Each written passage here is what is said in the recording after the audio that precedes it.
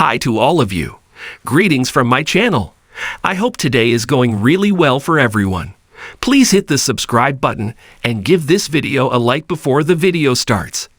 In the latest, the bold and the beautiful preview for October 30. November 3 is this really Eric's final bow. Last week, Marie Osmond, Lauren Fenmore, and Esther Valentine arrived in LA for Eric and Ridge's big fashion show. However, behind the scenes, Eric was growing worse and beginning to cough up blood. Katie was the first to learn the terrible news, outside of Donna and Eric, that he was dying. RG, who had become Eric's right-hand man in bringing his final collection to life, was the next to learn the horrible truth. Even as the show began, Ridge hadn't been told what was really behind his father's insistence on making one final collection. And as the models began to hit the runway, Eric's health took a turn for the worse.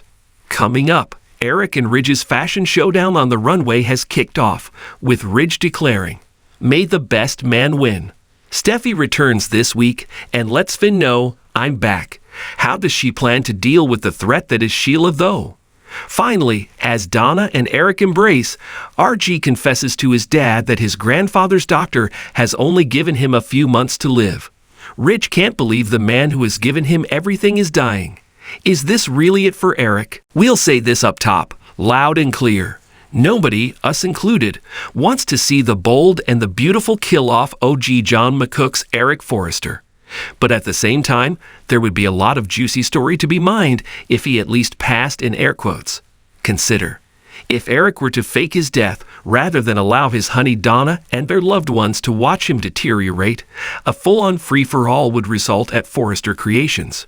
Ridge would, of course, imagine that he would continue running the company with his children, but not everyone would share his hope for the future.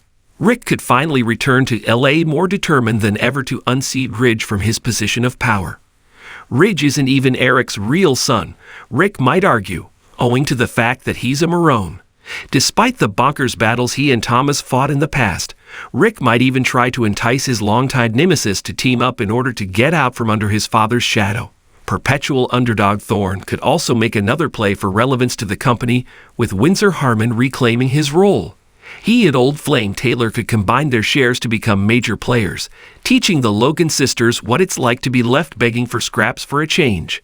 And key to the whole war, Bill. He spent far too long on the back burner.